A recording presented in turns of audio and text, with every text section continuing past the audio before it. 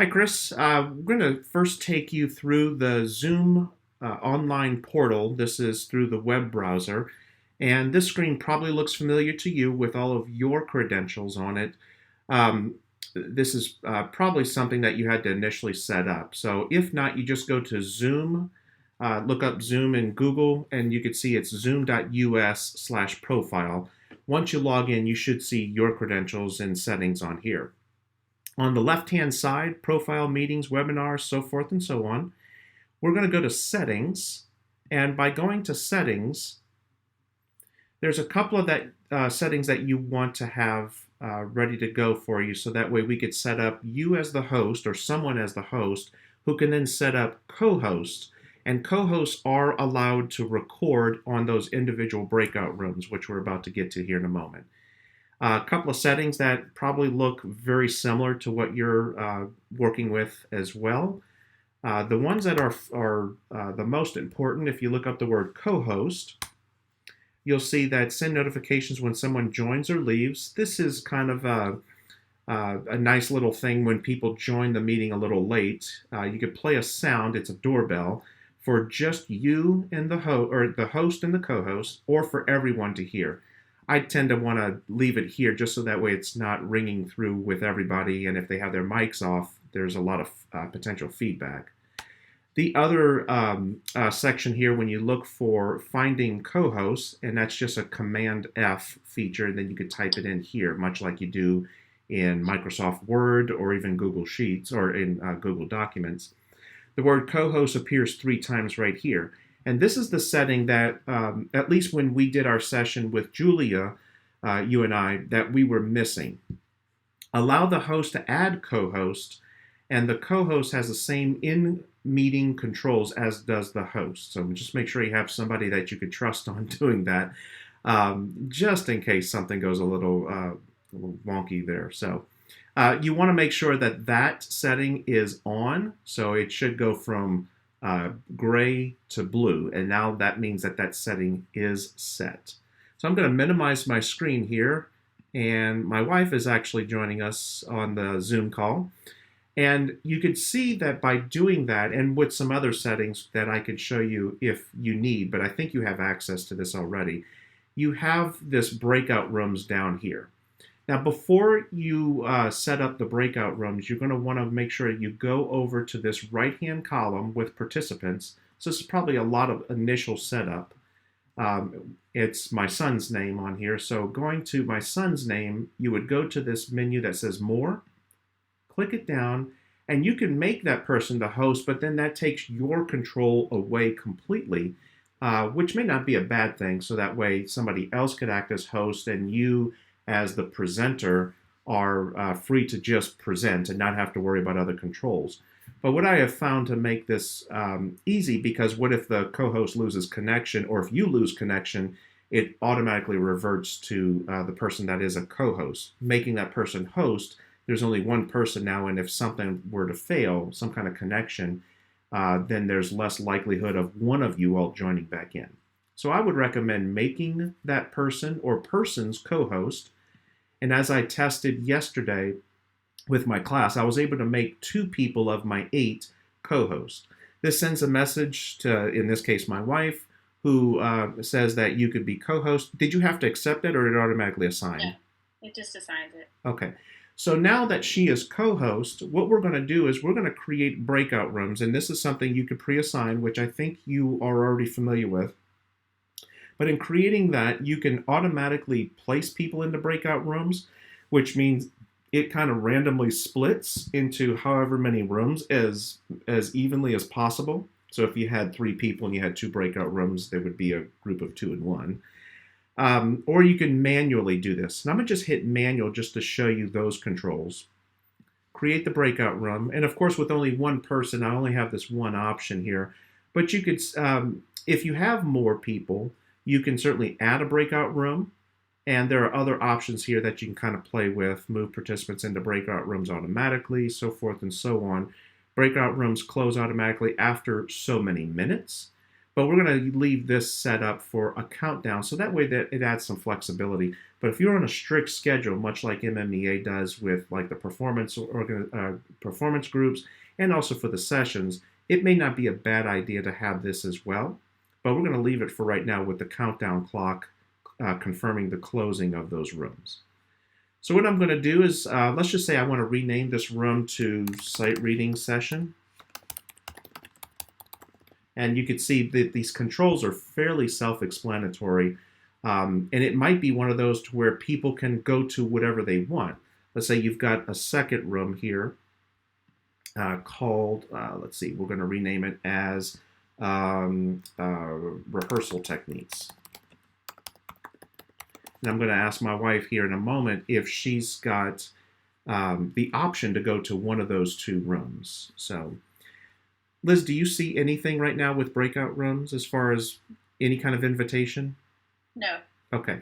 So there is a chance that when you have the breakout rooms created that people can then say, oh, I want to go to sight reading versus rehearsal techniques. We could talk about this into some detail, but I believe that we have the option, and maybe this is something we could do with several of us on the call at another time, but we may have the option to where we have people log in, quote, at the 9 a.m. session, have all of the sessions listed right here, you know, from band, orchestra, vocal, general music, etc., and say, here's the 9 a.m. session, and then they go to their own breakout rooms. Everybody migrates to one, which is here, and it could be you or some other facilitator saying, hey, welcome to the 9 a.m. session for MMEA. In a couple of moments here, we're going to open up all the breakout rooms, and you have your choice of which one. There's obviously a schedule beforehand, and then they go to those rooms. In this case here, you know, with only one person, I'm not sure how that's going to be. So I'm going to assign my wife into the sight reading session room. And Liz, would you mind when you get there, if you would see if you have the option to record that room? You'll be in there by yourself. And then I'm going to give you kind of the 60-second clock, and then you can join in after maybe 5 or 10 seconds. Is that okay? Okay. Yep. All right, and let me know. Go ahead and record when you get into that room. And then let me know when you come back. Go ahead and keep your recording on and see if you have that option to stop it while we're in this room here. Is that okay? Yep. Okay, so I'm going to record right now. And right now we're recording, quote, the general session, and now we're about to let all of our members go where they want. In this case, I'm going to assign my wife to this room here. And now I'm going to open up the room. Now, you've been invited to join that room, is that right? Yeah. And so basically, you're going to stay here as long as you want until you hit the join button, I would imagine? Mm-hmm. Okay. Yes. If you'll go ahead and join and record and stay in there for about 30 seconds, and then I'll kind of give you the countdown clock, and then come back in after about maybe 5 or 10 seconds, please. Okay. All right. Thank you. Mm-hmm. Okay. While she's joining that room, we're just going to stay here and continue to record. And as you can see, as people leave, that you will eventually get to this if you're by yourself, which happened for my class. There were 8 people in my class. 4 of them went to 2 rooms. And once they left, it just popped out those people and eventually coming to this 1-on-0 screen, if you will, just me by myself. Still recording, as you can kind of see up here, hopefully, using some new software. And now if I want to close all of the rooms, I can do that. It'll give them a 60-second time slot. But here in broadcast, I'm going to just send a message to all of the rooms. And then, of course, this case, it's only one. Hope you all are enjoying the session. Just to see if she gets that message. You won't see any confirmation here, which is a little unfortunate. And now I'm going to go ahead and close all the rooms, but because I have this setting already done, it's 60 seconds. You could set this, I believe, for up to 2 minutes, and you can also set it for as little time as you want. I heard on a video 30 seconds. I've not messed with this yet. You could probably even set it for something as little as just 10 seconds or so. Okay, so I'm going to move this out of the way, and you see that the breakout rooms are still here.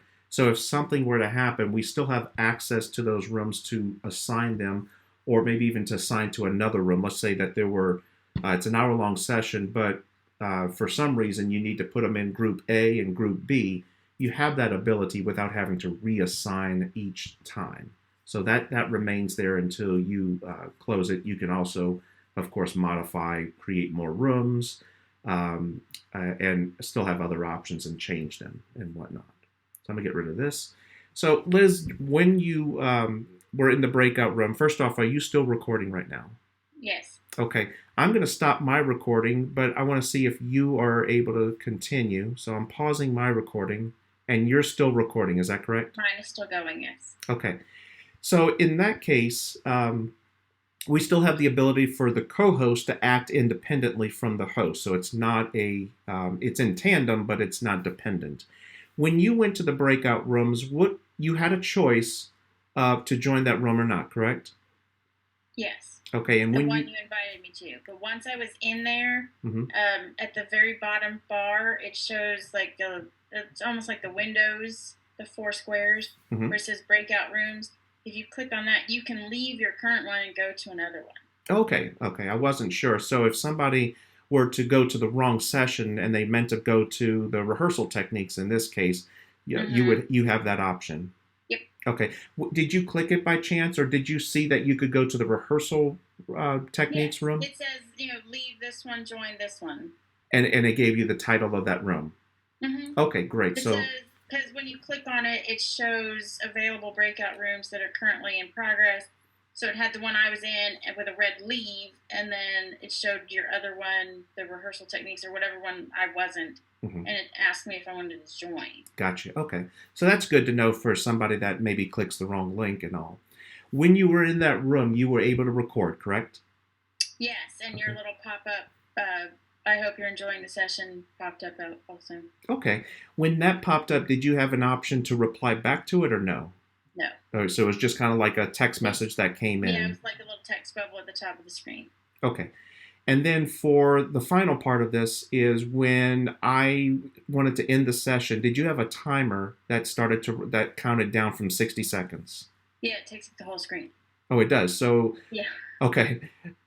So if you had other people in the room, I wonder if it would only take up a portion of the screen so that way it wouldn't block maybe the presenter or something. So some additional things for us to maybe mess around with, maybe with Julia, Chris, and all of that. Maybe we can have about 4 or 5 people on a call next time and see what other options may happen. But you had that timer, and did you have an option to come back in, or what did you see when that timer started? The only other option down at the bottom was to return to the main room. Okay, so before the 60 seconds, like you did. Mm-hmm. Okay. Cool. Well, I appreciate it very much, and I'll see you a little bit later. All right. All right. Thank you. Uh-huh. Bye. Bye. Okay, and so it looks like I'm still recording this right now on my screen. I'm going to take a look at it, but I'm hoping that will serve at least some of the need to be able to record breakout rooms. And of course, with breakout rooms, you may have already experienced this, but it seems like we have a lot of options for our membership that if they go to the wrong room or they want to get 2 sessions because there's 2 sessions at the exact same time going on that they have interest in, seems like you could still do that, much like you could walk out of one room at MMEA and into another. So let me know what you think, and I'm certainly happy to help out with maybe getting some other folks on the call as well, so we could maybe do a few more things, see what other options are available. But hopefully this at least addresses that initial concern. All right, Chris, take care.